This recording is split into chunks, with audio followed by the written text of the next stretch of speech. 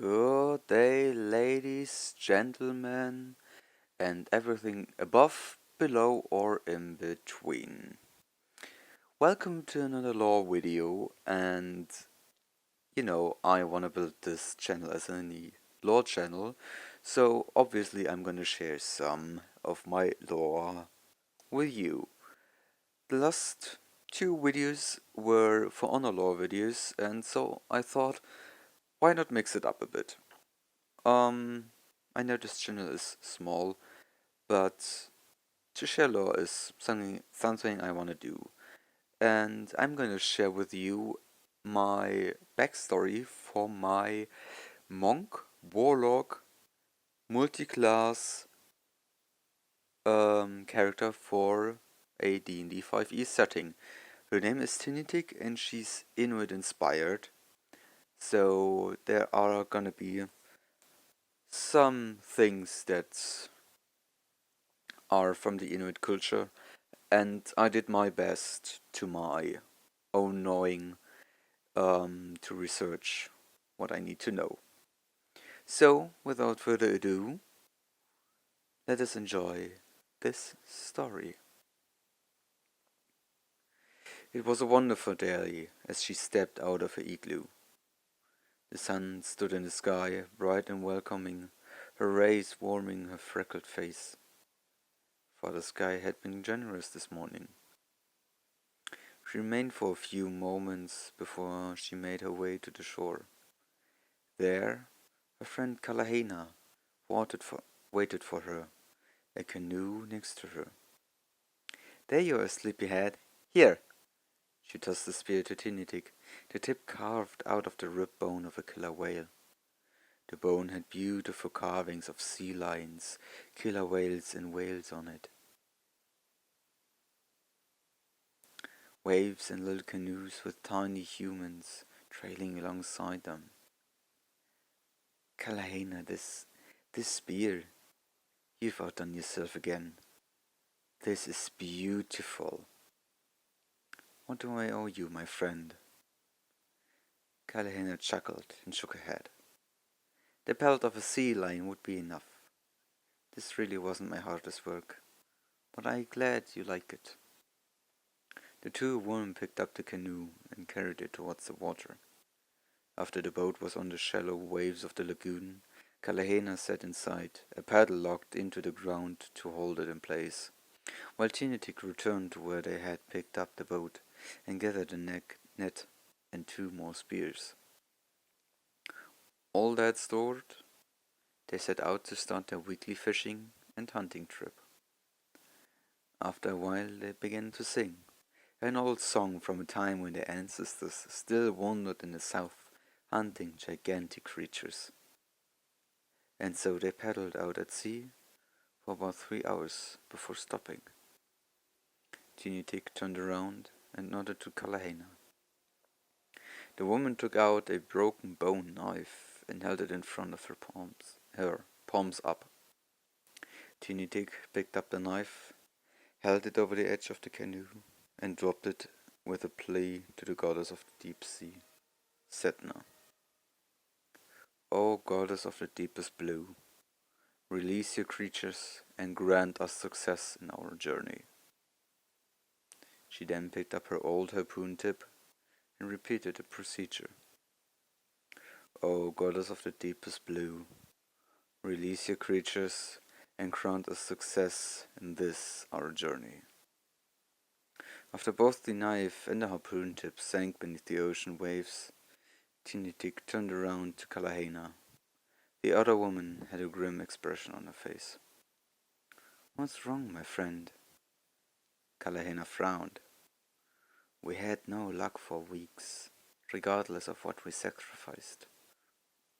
Her eyes turned cold and filled with malice as she grabbed the bone that they used as a hammer and in one fluid motion swung it upwards against Tinitic's jaw.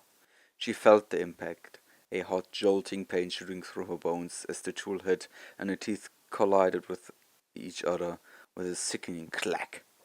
Tinitic felt her body going limp, but she still could see and hear.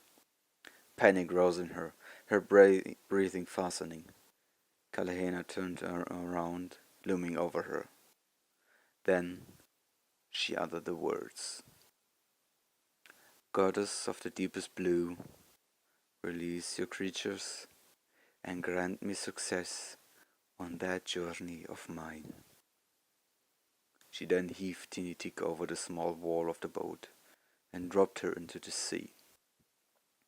Suddenly she was surrounded by a biting cold. Her panic made her inhale the salty water, her airways burning inside of her while her limp body froze on the outside.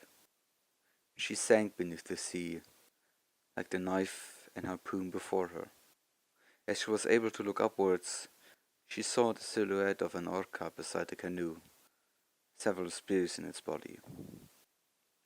Poor mortal, betrayed by your own kin, for a few days of meat, fat, and oil, dropped into the sea for a few bony tools. A woman appeared in Tinitik's field of view, her hair curling with the swirls of water, her feet being the hind limbs of a seal. Her face was of undescribable beauty, with pink glowing eyes and dark tattoos on it, her body wrapped in a light parka. "I have pity for you, small creatures, especially with you, as you know my fate. You felt the betrayal firsthand." With one hand she reached for Tinitik, her fingers cut off on the second joint. Tinitik's eyes widened, and she realized her lungs didn't burn anymore. She didn't have any more trouble breathing. "You are Sedna," the goddess chuckled. "Yes, my child, this is one of my many names. Now, answer truthfully, for I am willing to help you. Do you want revenge?" Tinitik began to think. She couldn't be mad at her friend. Their village had suffered the last weeks. They caught nothing, and the berries and plants died, and they starved. But then a searing hatred rose inside of her, as powerful as it was unexpected. Why her? Why did Kalahena choose her? She was a great huntress and a medicine woman in training. If anything, she should have sacrificed Kalahena. "I see it in your eyes, child. I feel it in your heart. And yet, you were not ready." With that, the stump of a finger of the goddess touched Tinitik's forehead, and everything went black. The next thing she remembered was a warm, sandy beach, seagulls circling above her, cawing their ugly songs, and her spear, the one with the carved tip that Kalahena had gifted her. She sat up, and as she did so, she felt an unusual weight on her neck. As she looked down, she wore an amulet. It was carved out of the bone of an orca and made into the shape of one. And as soon as she saw this trinket, she knew that she could wield some kind of magic now. And she knew what her goal was.